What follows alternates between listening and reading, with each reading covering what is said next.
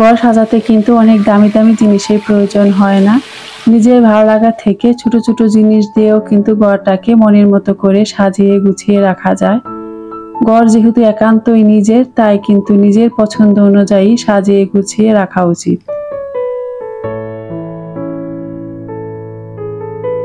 আসসালামু আলাইকুম everyone, welcome to lifestyle of Mousumi. কাছে এবং দূরে যে যেখান থেকে আমার আজকের ভিডিওটা দেখছেন, আশা করি সবাই ভালো আছেন। আমরা আল্লাহর রহমতে ভালো আছি। আজকের ভিডিওটা দেখেই তো বুঝতে পারছেন খুব জোরে বৃষ্টি হচ্ছে, আর এই বৃষ্টির দিনটা দিয়েই কিন্তু আমার ভিডিওটা শুরু করেছি। এই কয়েকদিনের বৃষ্টিতে আমার ব্যালকনির গাছগুলো কিন্তু একদম সতেজ হয়ে গিয়েছে, একদম সবুজ মনে হচ্ছিল।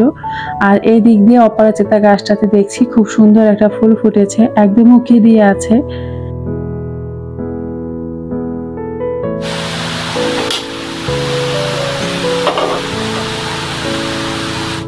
বাইরে এত জোরে বৃষ্টি হচ্ছে, আর এখন যদি একটা স্পেশাল চা না খাই তাহলে কি হয় বলুন।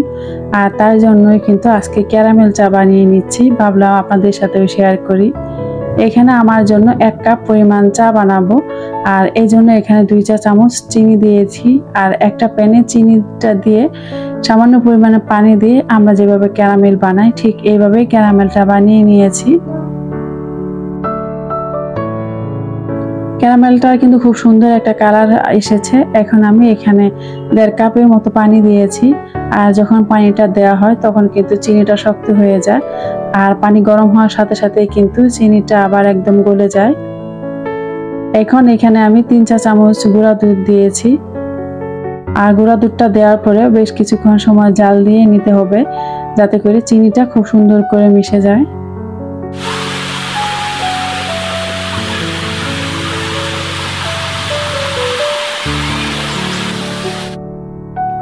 এখন এই তো দুধটা কিন্তু আমার খুব সুন্দর করে জাল হয়ে গিয়েছে। আর এখানে আমি এখন চা পাতা দিয়ে দিচ্ছি, যেহেতু 1 কাপ পরিমাণ চা বানাবো। এখানে আমি 2 চা চামচ চা পাতা দিয়েছি, আর এই চা পাতাটা দিয়ে আরো কিছুক্ষণ সময় জাল দিতে হবে। সাথে আমি 2টা এলাচ মুখের অংশটা একটু ফাটিয়ে দিয়ে দিয়েছি, এতে করে কিন্তু চায়ের স্বাদ এবং গন্ধ আরো বেশি ভালো হয়।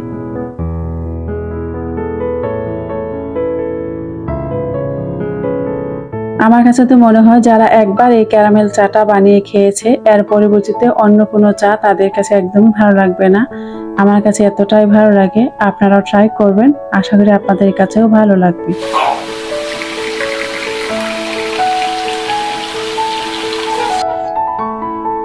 বাহিরে বৃষ্টির শব্দ আর আমার চায়ের কাপে চা ঢালার শব্দ, উফ কি যে মজা, সেটা কি বলবো, এতটাই ভালো লাগছিল। এই যে একটা চা, এটা কিন্তু শুধু চা নয়, এটা একটা অনুভূতি, ভালো লাগার একটা জিনিস। মন খারাপের সময়ে আমার সঙ্গী, ভালো মুহূর্তেও কিন্তু চা আমার ভীষণ সঙ্গী।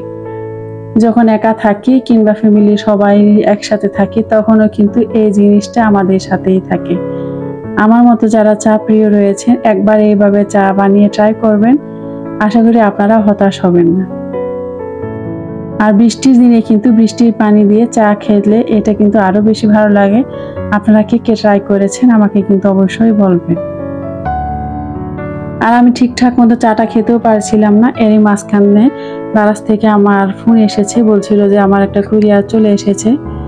এখানে আমি ঘর সাজানোর জন্য ছোট ছোট কিছু জিনিস অর্ডার করেছিলাম, এখনো সবগুলো আসেনি, একটু একটু করে আসছে, আর ভাবলাম আপনাদের সাথে শেয়ার করি।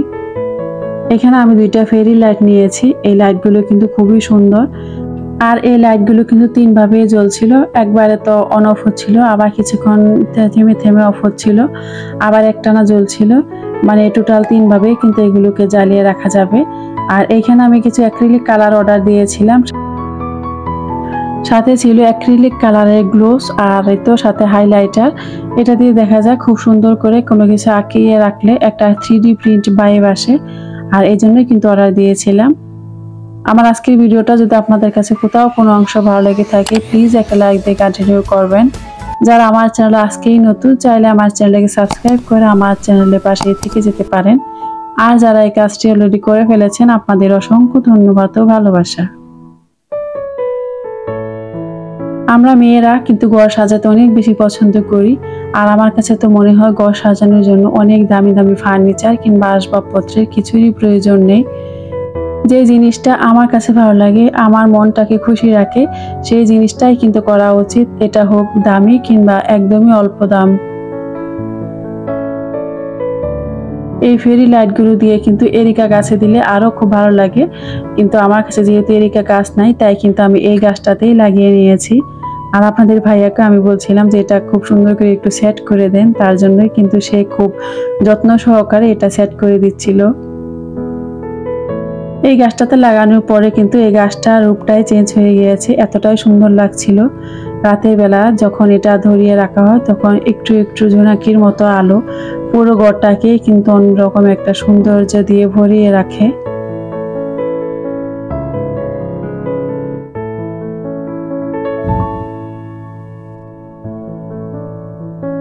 যেহেতু আমি 2টা লাইট অর্ডার করেছিলাম, আর একটা এরকম লতানো গাছ আমার আগে থেকেই ছিল, এটাও কিন্তু ব্যবহার করিনি, ভাবলাম আজকে এই লাইটটা দিয়ে খুব সুন্দর করে ডেকোরেশন করে নিই।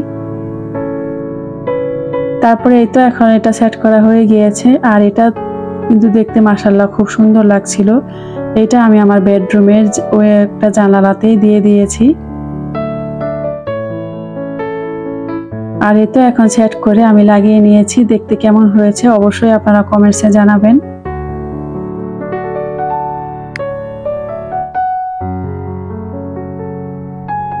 এতক্ষণ ধৈর্য নিয়ে যারা আমার ভিডিওর সঙ্গে ছিলেন, আপনাদের অনেক অনেক ধন্যবাদ ও ভালোবাসা জানিয়ে আজকের ভিডিওটা এখানে শেষ করব। সবাই ভালো থাকবেন, সুস্থ থাকবেন। আল্লাহ হাফেজ। আসসালামু আলাইকুম।